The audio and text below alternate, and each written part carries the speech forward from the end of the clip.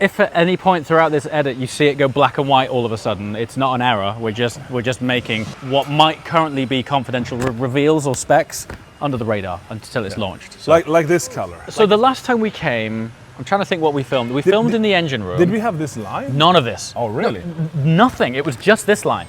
The last time I was here. So that's test driving over there. Okay. This is building over here. Of Jesco's. Okay. And so has this replaced the Jesco line on the other building? Yes. We put them all together. All right. Like nice. the traditional line in the hangar over there. Yeah. That's where we'll build the CC850. Okay. So then we have that line, right. and then we have the Jesco line, and then we have the Gemera line.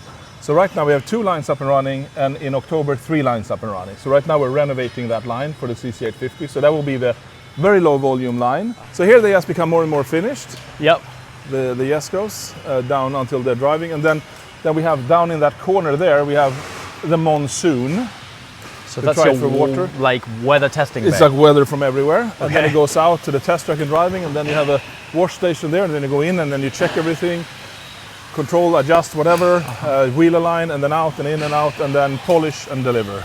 So it's a circulating thing behind there, and here they get more and more finished. And then we have sub-assemblies to the sides, on both sides. We're kind of fish boning into the line. Interestingly, 2 questions that I've had a lot lately since we've been taking Koenigsegg to shows. Yes. I've had a lot of questions going, is it Jesco or Jesco?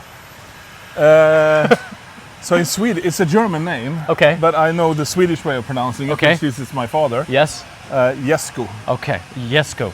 There you go, you've heard it first. That's so the it's, Swedish way of saying. So it's a Y, right? Jesco. Okay. Yeah. And Gemera or Gemera? Gemera. Gemera. Okay, Gemera. So So they're both kind of silent. Yeah, exactly. Ge is give, Give. but you don't say ge, you say No. ge. Yeah. Okay. Gemera. Gemera. So that's a bit difficult perhaps. Slightly, but it's if you want, you can do it. So last Gemera. station almost finished, then going for All right. test drive. And now this is an interesting, there's a juncture point here. That's the last station of the Gemera, which there is no car yet.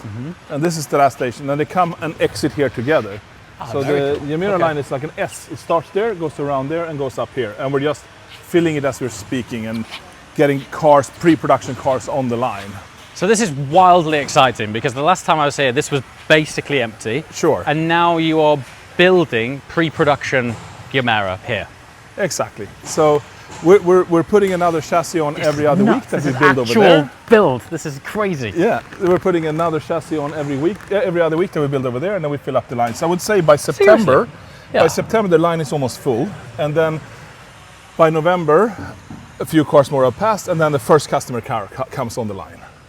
By the end of the year, Yes, it comes it'll on the line. start to get built. Yes, the first customer car. And here That's we have so exciting. car. Wow. What is the difference on your pre-production vehicles versus when a customer car goes into build? What's the separation? Hopefully between the last pre-production and the first customer, nothing. Okay. We're kind of ironing out all the processes and all the parts while test driving and building the cars on these sort of 15 pre-production cars we do. That will be part of the test and service and training program and for other future needs. Some of them goes into the crash program, which we're kind of halfway finished with already.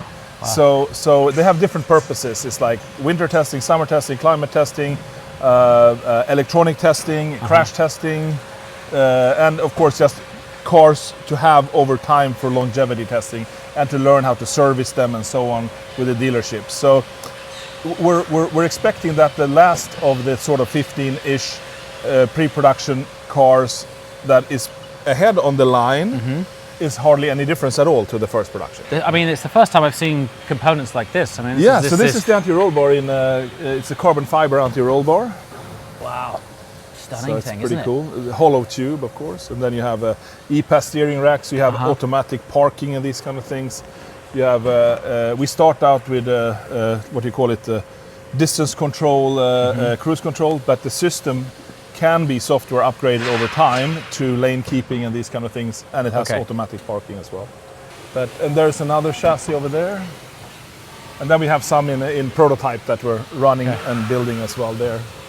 But we just started this this process about 6-8 weeks ago, Before that was all Okay. in the prototype department. So Right, now okay. it's line fill, training the personnel here and everything. So Wow. So this process is as much about testing the build and exactly, workflow. learning each station, training Okay. the people. We're hiring people for the line, mixing them with experienced builders from the ESCO line. Okay. So we're kind of building the production line as we're building the prototypes As you're and the building it. cars simultaneously. So when the first production car goes on the line, we know how this operates. Here we have pre-assemblies of doors. They're pretty cool, these doors. They're wild. You see the mechanism. So intricate. They're also monocoque doors, and of course, you have a lot of side crash protection built into these structures. So Yes. it's all carbon fiber based systems, which is quite unique, especially for such a long door. Yeah, because when these pivot singularly off, I mean, it's got some presence, hasn't it? It's got some Exactly. serious presence. And this is the outer skin of a Gemera door. So there's another safety beam here. This is all filled with So ballistic this has foam inside, and Crash structure in there. and it's a monocoque in the outer door skin. This is all kind of foamed up here as well. So it's kind of layers of safety systems Built up inside to it. compensate for that there is no B-pillar. Of course, yeah. We have to build it all into the door. And the door overlaps the chassis, and it's kind of interlocking mechanisms. So it's all these kind of things that you wouldn't think about just making a fast car. I think this is a great demonstration of this being a carbon cave, right? Yeah, right. I mean, there's totally no conventional B-post at all. Yeah, that's a big difference. Which for egress, ingress So is of incredible. course, this is very beefy, and then Yes. you have the layers of the doors and the rockers and all of that stuff. But yeah, this does the trick, right? Combined with this door system. The torsional benefits of having a full carbon cell, Oh. you probably otherwise wouldn't be able to do I mean, this, right? from axle to axle, we have 65,000 Newton meters per degree with this door opening. That's like formula stuff. It's crazy. And you don't see it now, but there is of course a cross brace here coming in when the engine is in. This is pretty cool. We have these big box sections to make it stiff and hollow. So we use them for pressurized tank for cooling systems on that. We use the framework for that to save space, because we have to save a lot of space because we are compacting so much technology into no space. So part of your subframe Yes. has functionality to beyond being a subframe. To separate air and oil and liquids and containers and things like that. Wow. Yes, correct. And that's been driven by finding space. Yes, and just using what we have. Yeah, Just removing componentry. incredible.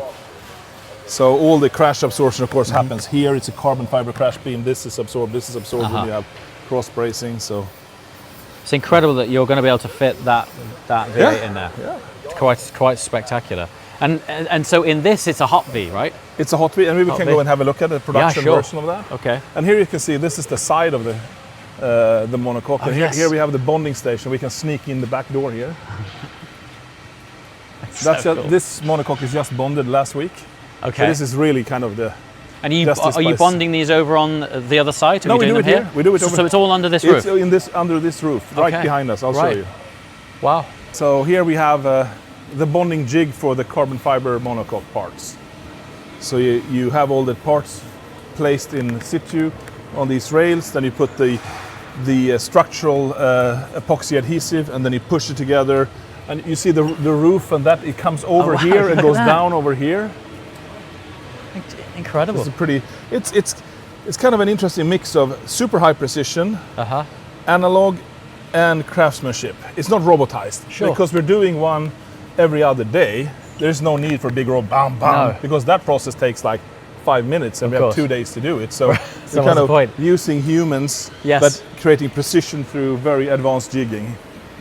But from where you were some years ago, the concept of one every 2 days is It's unbelievable. pretty wild. Yeah, it's yeah. unbelievable. It's a big step right? up. It's nothing compared to large car manufacturers, but it's No, still but it's not that kind of product, right? It's a different Exactly. proposition entirely. And we learned how to do this from the ESCO, which have these 2 bonding stations. And this is, of course, how we learned from the CCX, the Agera, and so Uh-huh. on. So here we're bonding the ESCO tub, the top of the ESCO tub over here. How much would you say, or would you say it's easier to share the components that you don't make yourself than the ones a way, that you do? in a way. Yeah. So here we have the loading docks, and here it's a little Okay. bit chaotic still. We're going Right. to organize this a bit better Sure. soon.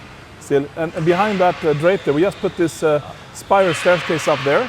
Okay. It used to be this kind of just balcony and an open shelf up there. Yes. Now we're making it into a sort of a glassed up room Nice. where we are doing our what we call jewelry, meaning Okay. the shifter, the key holder, the pedal box, actually jewelry, Yes.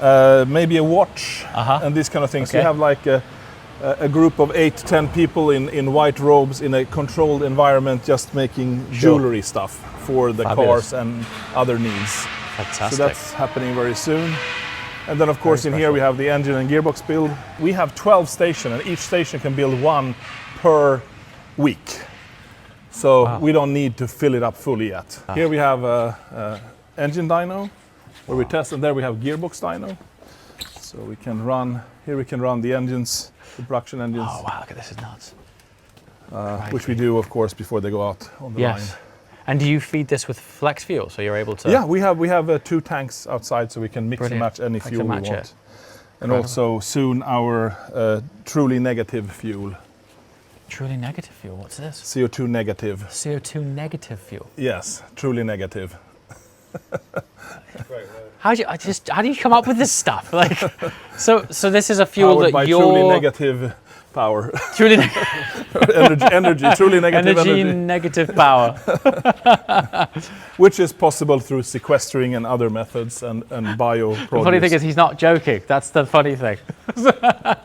So I what? guess So you're developing a fuel with somebody? We're kind of bouncing around ideas bouncing with around some ideas. kind of biofuel producers Okay. to go for, of course, low volume. It's Yeah. difficult to do this in high volume, but go low volume negative for our own needs. Okay, so And I just that's came what up the with a vineyard's name. for. That's what the vineyard's for. Partially, exactly. Yeah. Now they're just out with the gearboxes and coming. I thought it was fun. It's just fun to say something is truly negative and then it's something positive. Here we have a pretty cool thing where we can run the transmissions. Like a gearbox dyno. It's a gearbox dyno, exactly, that we built. And so does each gearbox go through this test? Absolutely. Before it Each gets one, it fitted? spends like 2-3 hours in here running through the gears, cycling the oil. We have an Okay. oil analyzer. So it checks the quality of the oil and that everything looks normal, checks all the pressures and everything. So, and it's also running in the clutches and everything. Okay. So it's like... So they're kind of benched before they go in. they're the- benched before. The engine is benched, they this go is in. benched, they go together, they're put in the car, and then they're benched on the chassis dyno that we're also building in this factory. Like Okay. a 4-wheel roller thing in the ground that you just park over. So not okay. a hub dyno. And Sure. you won't go maybe full power there, but you can Sure. run the whole car Enough in the to run dyno the before car you up. go out. And so when you say oil analyzer, is that checking for any fragments that shouldn't Exactly, be there? exactly. It checks kind of for content, what Okay. materials are in there. It's a kind of spectral analyzing solution. Yeah, we can actually sneak out the back door here and show you the new design department to be. We're a bit of a maze.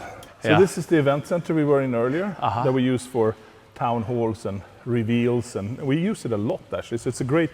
bet. We always try to keep it empty because we always figure out some reason to do something with the empty space momentarily and then temporarily and taking it apart again. Yes. Yeah. So I there's think, going to be a big hole in the wall there, Okay. but it will be Right. like a black door. Okay. And then there will be a system from the roof. This roof is reinforced to take several tons for stage equipment, Okay. like for lighting and light shows and So speaking. the first dealer conference that you Was held here. here, well, that was in this space, right? Yes, I mean, exactly. it looked a totally different room. Exactly, Yeah. exactly. Really well set dressed. So, and then there's a big projector here. You can lower that for town halls. But this is going to be a platform here that you can hoist up and down, so you can get cars in through this hole. Oh, you're kidding. Wow. Because this is a great viewing space for design models. We can cover it the is. windows, Yes. it's all shut down, and you can get this crazy vantage point to look at the car and have a big distance to walk away from it to see what it looks like without Sure. risking showcasing it outdoors. Yes. So it's not only an event space, it's also model viewing space Preview without space having and- to go outside, but still having a big distance Enough to the space model. to walk around. And we're creating them up here. So when you create a scale version of whatever you're working on, you can then export it out of there. Exactly.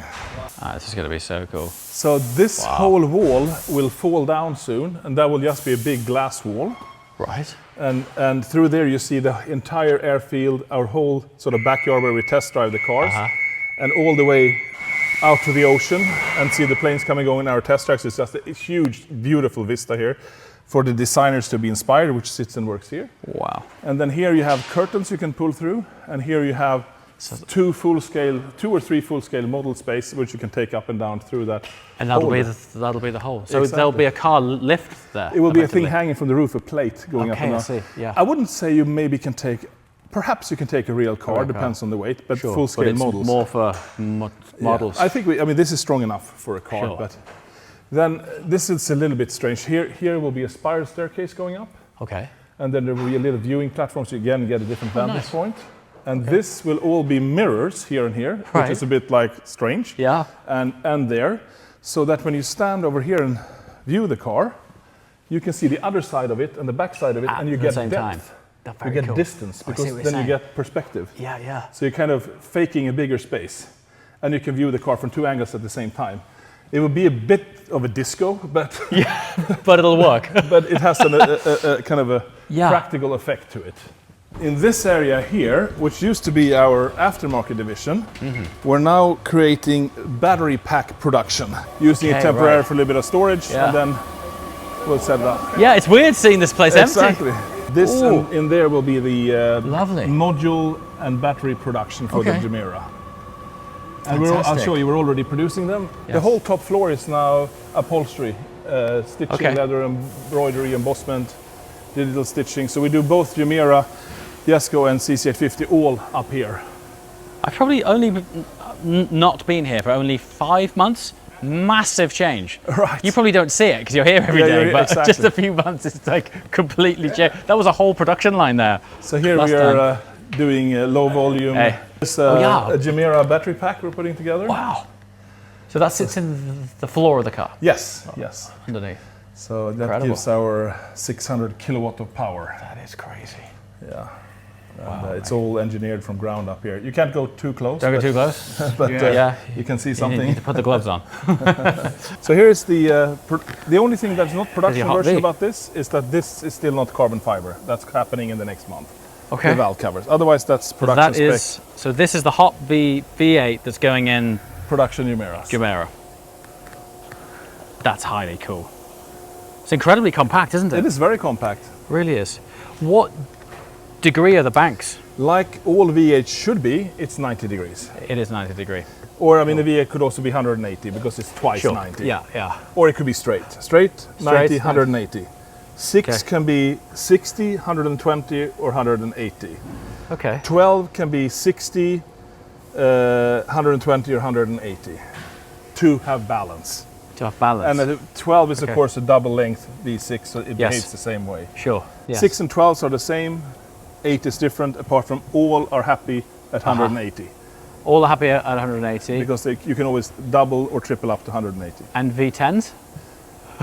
Never happy. Never happy. Just weirdly They're imbalanced. inherently Yeah. unbalanced in a way. Inherently imbalanced. Sort of, if I remember correctly. Yeah. Yeah. I love these small details. I mean, you probably can't see them, but the whole show must go on strapline and the ghost detailing on there. It's There's some cool really hidden. trick. I mean, we have this very beautiful breast. Let's see here. We can see it in here in this development room. Yeah, you can see it here. Crazy. It's hidden by the intercoolers, but it's just beautiful. Oh wow! It's a shame that this is on. Exactly. This is actually hidden away. You know, it's so beautiful. And here you can see. You can see the. Yeah, the ghost. The show must go on, and here with the logo in the heads. Phenomenal. Remind me, where did the show must go on strapline come Well, from? they wrote it on the fighter jets. They had the ghost, and then they wrote the show must go on. I guess if one of their colleagues, if something happened to them or something, I guess. Okay. Right. Sure. So, and when they left, they said, okay, because they were shut down by the government. We didn't need it anymore, apparently. Right. And at the time, and their motto, the show must go on, and they were shut down, and the ghost was on the wall when we walked in, and they were pushing out the planes, and they said, could you please put the ghost on your car so the show goes on, and you're going to use the runway, it's kind of a sort of a low-flying fighter jet. So I said, yeah, the show goes on, okay, we put it on the car, and then it became this whole thing. How cool is that? So, That's so awesome. so if you look here, it's a control panel from an Agera. Can you show how it operates, Kenneth? You are kidding. Wow. So you've made this yourself? Yeah, yeah. And then you can shoot it. You are kidding. So it's very ergonomic, and it goes up and down as well. And the footplate is the logo. So you have your own proprietary engine lift Kind of thing. sort of thing. We only made one of them. It was Okay. a bit too much work for the upside, but it's worked for 5-6 years now. Wow. But it's a compact little thing with Super 1600 small, isn't it? horsepower. Yeah. They're completely custom made for us, mirrored. Right. Okay. They are pretty serious, Pretty aren't beautiful. they? Yeah, stunning things. Electronic wastegates, Wow. dry sump lubrication, of course. Yeah. You can see the height from the crank to the bottom is like there. It's tiny. It's so shallow. Yeah. And so effectively, this will have a very similar sound and engine profile to a Jesko. Very, very similar. But once you're in a Gemera, the NVH will be slightly less. yeah, it's slightly Just a- more, just a slightly little more bit. dampened. Okay, And yeah. the exhaust has slightly more dampening. Okay. And of course, you have two exhaust tracks in the rear hood instead of one collected to the rear. Sure. So that gives a slightly different sound, but in many RPM ranges, it sounds quite similar, and it has its own flavor. It's just different. It's not better or worse. Sure. I really like It's a it. different thing, yeah. And of course, the way it revs is no difference. Sure. It's similar LST Yeah, transmission, but a different layout.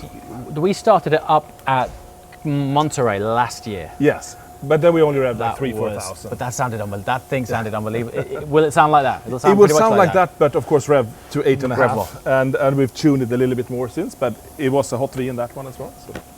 That bodes well. But it was not Sure. this absolute final production No. version. What do you call this part on the Jesko? Is it an S duct or is it a cooling? It's Carbon like a- chimney? Yeah, what do you know what we call it, Victor? Front radiator duct plate. Front radiator Not duct very plate. sexy name. Okay, we can come up with something. Yeah, we come up with something cooler. I've been calling it a carbon chimney. Exactly. Yeah. So Very cool. these are the absolute rear wheel covers, Wheel covers. and you can hear the rattle because they have these float nuts that you tighten up. So you have when you tighten them, they go quiet. It's just a floating nut in a brace. But then it's this 24 karat gold baked into the carbon for heat reflection, and you can feel the weight of it, Or lack of weight in it. or no weight. There's literally nothing to it. And these combined are an aero disc, effectively. Yeah, so it gives a few miles per hour higher top speed. Seriously? Yeah, it does. They actually contribute to top speed. Oh yeah, they do. This is interesting. Gemera Air Core seat tool. Okay. So you can see this is the neck rest of the Gemera. Yeah. This is much less wide than the Gemera seat is wide. Because do you have the other two components here or the sides? No, they're laying up over there. Yeah. Okay. So we're positively laying up on these positive parts. Okay. So you have like it becomes like a hollow air core carbon fiber piece. Yep. That's next to another hollow air core carbon fiber piece Okay. that we then put into this negative tool, and then we pressurize it and bake it, and then we get rid of the air core, and then you have a hollow seat like that one. You can see it here. So these are those cores, the center core and the side cores. So when you get rid of these, you have these carbon fiber walls running inside this seat monocoque, made in one hollow piece. This comes from the wheel technology that we developed. Crazy. Because we have all the loads from the seatbelt going into the seats. course, yeah. The roller sits underneath here sits and in it there. rolls on the back of the seat here. So this has to be immensely strong and light. So by doing it the air core way, we get these rib reinforcement and hollowness and positive layup with perfect overlapping. So with this being, I guess it's a safety critical component now. Very, because it also has the seatbelt inbuilt Exactly, into it. correct. Very cool that technology is filtered down. Exactly. How long ago was we actually did even you use air it for core? our e-motor. Really? Yes. Air core on your e-motor? Yes. So here we're doing like crash Regeras. No, sorry, Gemeras. I'm confusing the names. So here you can see the cross brace strut we didn't see in Oh production. yes, yeah. Okay. So you're starting to understand the stiffness of it all. yeah. Yeah, you can really see how it all links up. We there. weld all of these subframes in-house as well. Do you? Laser weld, most of it. You can see it's amazing, these laser welds are just beautiful. So accurate. These are TIG welded for the time being, but What do you think's been the main driver over the years to end up doing so much of it in-house? just the ease of it. Yes. Okay. Just you can look yourself in the mirror if you want to change something or not. Sure. Yes. Or if something is not working, Uh-huh. there is very little argument to fix it. Sure. Because you're not talking. Well, you're to talking to less suppliers. Yeah, you right? talk to less suppliers, and your interests are always aligned. Right. Of course. Yeah. Yeah. I Interesting. think that's the main advantage. Amazing. And I suppose has it helped you be more agile in terms of you being able to turn around? We can switch so fast. Just change ideas and make U-turns if you want to. It's always when we onboard new people, there's always a bit of persuasion. Really? Yes. Really? Oh, really? And then we get into okay. This is nice, Interesting. We can just control our own destiny. Do it ourselves. So we're setting up a fab shop in the where you used to do the pre-production of the chassis of the Esco. So we're welding them here now in prototype, but we have a fab shop to weld all of these things. Amazing. Also the front subframe. Look at that upright. This is all for crash, so it's not the latest, greatest. But I love that you're 240mm dual angle contact bearings, super stiff. I love that your idea of a crash like scrap part is better than most manufacturers' parts. Yeah, we have a lot of. I mean, I think we've done like 6-7 crashes. Literally crash only. I mean, what would you give for a billet wishbone like that? It's unbelievable. It's incredible. It is amazing, isn't it? So, do you do a lot of simulation testing before you crash a physical? A lot. We have very many super expensive supercomputers. Okay, doing lots of sims. Yeah. Yes. So here we have kind of pre-production parts of the welded structures. This is pretty cool. These are the seat rails for the Gemera. Are you serious? Yes. That's the seat rail for seat rail. So as I just Gemera. mentioned, the seat needs to be very, very strong because it has the seat belt into it. So this is completely different than what you would find in another car and looks much better than what you would find in another car. So here you have the roller thing sitting off of that structure. Are you serious? That's your seat rail? Yes. So the seat pivots here, then you have actuators here, and then you have the seat belt going up here. You have this beautiful sliding mechanisms. It's beautiful. It's unbelievable. It's stunning. It's hidden underneath. You will never see it, at least. So we're lucky to see it now. Yeah, this is actually a crash seat. It's been beaten up many times. So. But something that looks so nice as this, is this just this way because the form dictates it? It's all for function. So it's totally and then, form dictated. We have some amazing engineers that just form follows function, follows beauty, and then you get that. But there is no giveaway for looks here. It's just function that turned. That's really interesting because you would think that there'd been some aesthetic consideration here, but it just is. It's the kind of load paths and as thin as possible, but massively strong, of course. This is kind of just for fun. The first thing we took out of Dr. Suleim's Ben Suleim's Agera RS was this part. This came out of it. So you just totally detached all of this? Yeah, this is where the monocoque sits. This was not usable for his project. So you literally started by saying none of that'll work, right? Because because you needed the engine, you needed the transmission, you needed the subframe, you needed all these things, and this is great stuff. Yeah, phenomenal. It's amazing, but it's just not for that project. No. Well, he's got himself a fantastic ornament, hasn't he? Well, when you see the size of the transmission, I'll never get bored of seeing that transmission end here. The CC850 that you have driving around right now. Yes, that's the first one that we had at the show. Now we're building more prototypes before the What will the big differences be between that car, which... Details. Is it? It's some kind of specifications just for CC850 instead of modified Jesko parts and things like that. Right. And just refinements. But the tooling for the bodywork is a little bit refined for production, things like that. Developing the upholstery for the Gemera, like the design, the patterns, the materials, but also some other engineering work, prototype wiring harnesses. Hey. We have, the other building is full of wiring harness manufacturing, but here we do prototype, and here we do development upholstery. This is what we call the Gemera Iron Horse. Okay. This is wires, controllers, and functions, 12 and 48 volt of the Gemera. This is basically... Oh my God. This is the veins of a Gemera. You can sort of run a Gemera electronically here. So it's like an electronics buck. Yeah, sort of in the car industry, I think you call it an iron horse. iron horse. You can't run it, but No, you can okay. run the system. You can sit on it and ride it. Okay. You can try the lamps. So it simulates the whole electronic architecture Exactly. of You the car. can over-the-air update. You can short circuit and check fuses. You can play around, change controllers from this to another one. So you have a lot of these non-covered boxes, and then you have all these fault-inducing systems. You kind of stress test it and throw strange things at it to see how it reacts. You're stress testing me. This is like giving me anxiety looking at that. So that is literally the development for the shifter. Here you can see the hydraulic part as well, which this is an early version of it. It looks much more beautiful now. Okay. But if you see at the front of it, you have this kind of thing protruding. So, yeah, it's so So beautiful. that's the hydraulic functionality of it. So the springs are on either side. Yes, Here. Are the they for detents. weight and feel? Or Yes. Yes. You can see it does that. And then you have hydraulic control here, Okay. resistance, temperature control. And then you have the detents, the locks, and then you have a hall sensor to know exactly where it is with these positioning sensors, control cards. There's the tungsten. Okay, so that's the tungsten weight that you add in for the feel for of the feel, throw. exactly.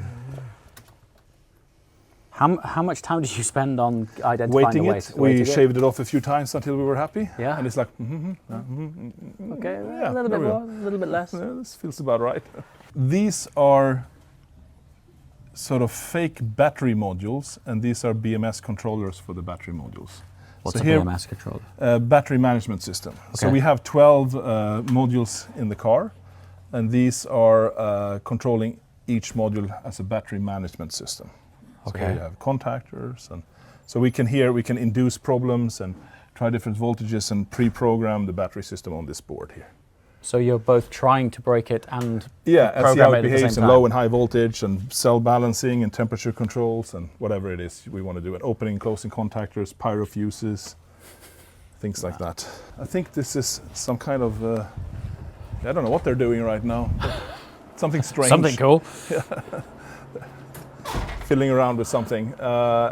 This crazy. These weigh 3 tons each. These are the floating Yeah, they are the axles. they are what you call it Dynos. in England. You have the hovercraft. They're Yes. hovercrafts. So I don't want to disconnect Sure. it now because it's in the car. Linked But up. it But weighs that's 3 tons tons each. sitting, and then you push this. You open here, Uh-huh. and it starts floating on an air cushion, so you can move it around. Just bonkers. This is a US OBD problem inducer. So this is specific process for a specific market. Yes, so this is like creating problems on purpose to check that all triggers act as they should. So when you say it's a globally homologated vehicle program, That's what it means. could you set a bit of context as to just what that means? Because it seems to be quite a throwaway statement, but actually the reality of it is it's ridiculous. The reality is that, for example, in the US, there are extremely few low-volume consents. There are much more in Europe. Mm-hmm. In the US, you have to comply. If you want to sell street-legal cars, for example, in California, which is the toughest state, which a lot of other states have adapted their regulations, so it's like almost half of the US anyway. So if you want to sell in those states, you have to comply with their safety and emission regulation. And their emission regulations are extremely strict, first of all, on the levels, but then also on fault finding detection if you would have any kind of emission problem whatsoever. So it's like any sensor glitching, any misfire, any throttle not moving as it should or anything, you should throw the mill immediately. And you need to prove that you can do that, and then you create these systems to kind of throw things off a little bit to show that if anything is a little bit off that could potentially affect emissions, you throw the mill. And you need to prove that throughout everything. So it means that since you don't at all have that complexity in low volume in Europe, Yes. the effort to go to the US, for a normal car manufacturer, is not such a big difference, because for normal car manufacturers, you have a lot of OBD needs in Europe as well. Right. Not as hard as in the US, but you have Yes. them. But for low volume, you have very little.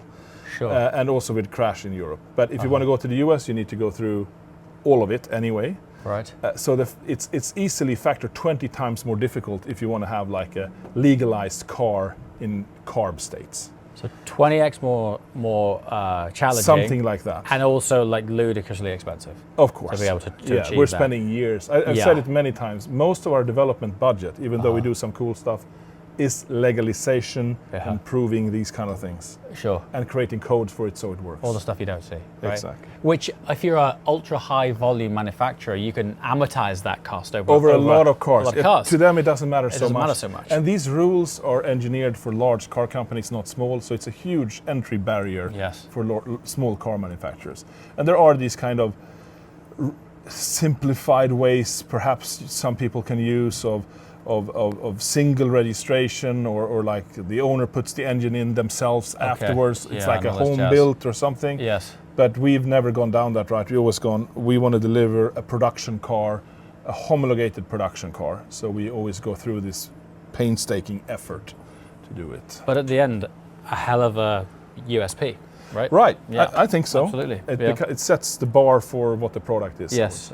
I think as well, because that bar is so high. I mean, obviously, we all know that the engineering and everything about this product is very serious, but to have a program like that is no joke, right? No. So I think it's another sort of perk on the spec sheet of how serious it is. Many people don't understand the difference, but it is a huge difference. Huge, yeah. So here we have what we call the Bulldog. We haven't really officially... Hello. Hey, how are you doing? So yeah, cool. Having fun. All right. So what is this? The Bulldog. Okay. So this is an e-motor dyno. You have the control room in there. Okay. Yeah, by the way, don't touch anything. Oh, for sure. Yeah, we won't be touching anything. This door is normally locked with a key and things. Yes, like that. system here usually is locked behind with a code and nobody can enter. Cool. So there you can see the control room. There's another dyno there. And this is the David inverter. There is the dark matter motor. And then you have the differential here. So this is the front drive unit of the Gemera. And we haven't officially told the name yet, but it's the combined unit, which is torque vectoring bevel gear, David and dark matter in one lump, is called the Bulldog. Okay, so combined it's the Bulldog. It's the Bulldog. So you have a little drive unit, torque vectoring drive unit, 6-phase e-motor, capable up to somewhere around 800 kilowatts as maximum power. We don't use the full of that in the Gemera because of other reasons, with battery packs and things like that. But very compact drive unit that we test in here.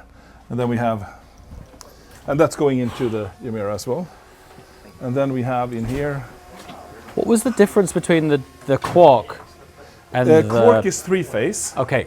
And dark matter is 6-phase. Okay. And dark matter is sort of the generation after. There's another metal dark matter in there. Oh yeah, wow. And the David with his lab set up with this big box around it. So here you can see, if he moves out of the way, you will see a bit more the dark matter, the bevel gear. Huge power density for something that size. It's crazy. When we compare, it's like 1/3 of anything we can compare to. It's like zoom, like this. Yeah. Of similar output, but a third of the size. Exactly. The only one that comes close is Lucid. Right. It's just interesting to me that there's such concentrated innovation here. Why is it that someone, for example, an external, whose entire business might be electrification and creating electric motors, why is it taking you to do that and not someone else? Well, you just seem to find these amazing we needed solutions. It. There you can see. Now we needed it. Cool.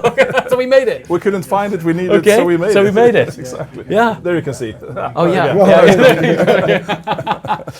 So the differential housing is just open, but it's no. Sorry, I keep saying the wrong thing. It's not a differential housing. It's just a bevel gear. Okay. So you have a pinion and a bevel gear. Normally you have a differential, right? Otherwise the wheels would be locked like a welded axle. Yeah. So we run the welded axle principle. Okay. But then we kind of cut it off, and then we have hydraulic clutches from the LST on each output flange that we can open and close. We can lock it, or we can run one or the other, or slip both of them. So you've taken your gearbox clutches and put them on the end of your drive housings. Yes, exactly. So that we can torque vector with one e-motor and avoid having a differential. I mean, who needs a diff, right? Exactly. Or a flywheel. Just we didn't invent the idea of having clutches instead of a differential. But you are using LST. We're using our LST, and in the combination with, I think we're the first one running an electric motor with that idea. Okay. It's always combustion engines otherwise. Sure. Hot V. Hot V. Oh, Hot V on the dyno. Hot V dyno. So this is Gemera Hot V development. Correct. Incredible. New control box for Gemera. And you make control box? Yes, we make the control box ourselves, like all of them. All of it, the internals of the circuit board and the yeah, block? everything external, software, circuit board design, everything is our own, yes. Incredible. And from in here you can feed in different fuels, right? Yes, yes. You have that box there, you have the fuel tank outside. All of these controllers are also ours. Yeah, all the controllers in the car, like, not all, 95% of them are ground up our own design. Software, hardware, everything. It's so crazy. Do you find it mind-blowing that you do all this stuff, or has it just been such progressive evolution that it is... I enjoy it, and I feel the freedom of it, and when I think about it, it's kind of mind-blowing. But if I thought it wouldn't be possible, or it would be too difficult, we couldn't do it, so therefore I don't think like that. I like it. My little corner. So this is a fun little thing, actually. Our Polish distributor, they had a Jesko event 3 weeks ago. And then during the dinner I got this jerry can. It's 75% Slivovic. It said I should try to run the Regera on it, biofuel. And probably it should work, actually. It will be tough to start, but but you should probably run on it. Combusting, it'll go. Or maybe it's for the Christmas party. We'll see. But it's beautiful. It's very nice. It's a beautiful thing. Wow. Yeah, How cool is that? I mean, in these two hangar top floors, we do all, software, electronics, transmission, battery packs, modules, e-motors, inverter, all the kind of digital design. Have you... Infotainment system the, over the air. Heated, cooled Cables. module finished now for the cup holders in? Yeah. That's going in. So that's going if we have the car at Goodwood, you will experience the final punch of it. Nice. All right. I'm looking forward to getting in there. If you burn your fingers, you can at least cool them quickly, so we don't get sued. In the company, we're perhaps just passing 700. Wow. Yeah. But the test track. There we can see they're cleaning up the track for you. They're out there driving up and down. Oh yeah, look at that. Oh, they're out with. Looks like Are they a out with Koenigsegg. a Regera out there? Yeah, they're out with the Regera Regera, cleaning the track, yeah. right? And I there love that you can sort hear of the track Gemera cleaning humming over there. Oh yeah. Okay, so that's a V8 mule. Yes, correct.